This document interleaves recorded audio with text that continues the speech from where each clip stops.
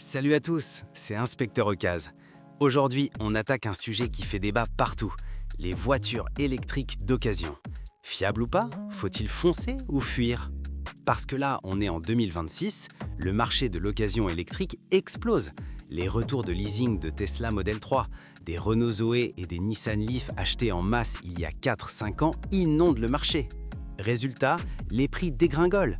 Une Model 3 autour de 25 000 euros, une Zoé dès 6 000 euros. Mais avant de sauter sur la bonne affaire, il faut comprendre ce qui tombe en panne, pourquoi et surtout comment choisir malin. C'est exactement ce qu'on va faire ensemble. Premier point, et ça va en surprendre beaucoup, sur une voiture électrique, ce n'est presque jamais la grosse batterie de traction qui pose problème. Les données de l'ADAC, le club auto allemand qui gère des dizaines de milliers de dépannages, sont très claires là-dessus.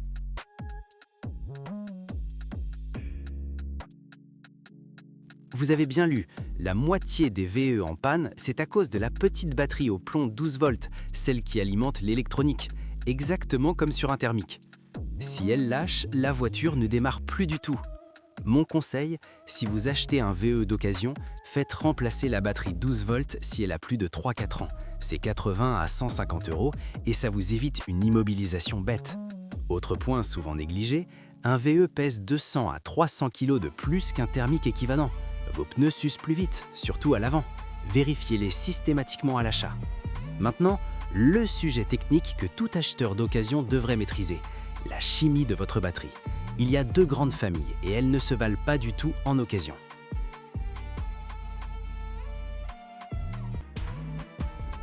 En résumé, la LFP dure plus longtemps, coûte moins cher et est plus sûre thermiquement. Mais elle pèse plus lourd et offre moins d'autonomie à volume égal. C'est pour ça qu'on la retrouve sur les versions d'entrée de gamme. La NMC, c'est plus de densité, plus d'autonomie, charge rapide plus efficace, mais une durée de vie en cycle plus courte. Pour l'occasion, c'est crucial. Une LFP de 5 ans a potentiellement encore énormément de cycles devant elle. Une NMC du même âge, surtout si elle a été chargée à 100% régulièrement par l'ancien proprio, c'est moins sûr. Demandez toujours un diagnostic SOH, State of Health, avant d'acheter. Un truc que presque personne ne regarde en occasion, et pourtant c'est fondamental, est-ce que la voiture a été conçue dès le départ comme électrique ou est-ce qu'on a juste remplacé le moteur thermique par un moteur électrique sur un châssis existant? En occasion, les plateformes adaptées ne sont pas mauvaises, la Mini électrique ou la E208 sont des voitures sympas, mais gardez en tête que les plateformes dédiées vieillissent généralement mieux. Elles ont été pensées pour gérer le poids, le couple instantané et la protection de la batterie en cas de choc. Depuis juillet 2024, la norme GSR2 impose une batterie d'aide à la conduite, les fameux ADAS, sur tous les véhicules neufs en Europe, et ça change la donne en occasion.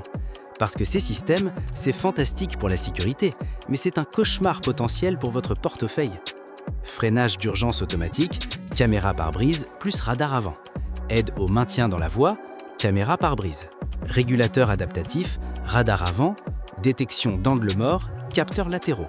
Caméra 360, 4 caméras. Le problème en occasion, c'est qu'après un choc, un remplacement de pare-brise ou même un simple travail sur la suspension, tous ces systèmes doivent être récalibrés et ça coûte cher. Et ce n'est pas optionnel. Un ADAS mal calibré, c'est un freinage d'urgence qui se déclenche au mauvais moment ou un maintien de voie qui vous envoie dans le fossé. À l'achat d'un VE d'occasion, vérifiez les voyants au tableau de bord. Un voyant ADAS allumé, ça veut dire soit un capteur HS, soit un calibrage à refaire. Et demandez toujours si le pare-brise a été changé et si le calibrage a été fait. Alors, on met tout ça ensemble. Voici mon classement fiabilité occasion basé sur les données Wattcar, Consumer Reports, ADAC et les retours terrain. Avant de signer, retenez mes 5 règles d'or. Exigez un diagnostic SOH de la batterie. C'est non négociable. En dessous de 80%, négociez sévèrement. Vérifiez la chimie. LFP plus serein sur la longévité, NMC, vérifiez les habitudes de charge de l'ancien proprio. Batterie 12 volts, si elle a plus de 3 ans, changez-la d'office, 100 € pour éviter une immobilisation bête. ADAS et pare-brise changé, c'est calibrage obligatoire. Pas de rapport, voyant allumé, red flag. Privilégiez les modèles matures. Un modèle qui a 3-4 ans de production derrière lui, c'est des bugs corrigés par les mises à jour OTA et un réseau de maintenance rodé. L'occasion électrique, c'est clairement une opportunité en 2026 avec la décote massive, mais à condition de ne pas acheter à l'aveugle. Faites vos devoirs et vous repartirez avec une voiture fiable, économique et qui a encore des années devant elle. Si cette vidéo vous a été utile, lâchez un pouce bleu, abonnez-vous et dites-moi en commentaire quelle VE d'occasion vous intéresse. Je ferai des vidéos dédiées modèle par modèle. À la prochaine sur Inspecteur Occasion.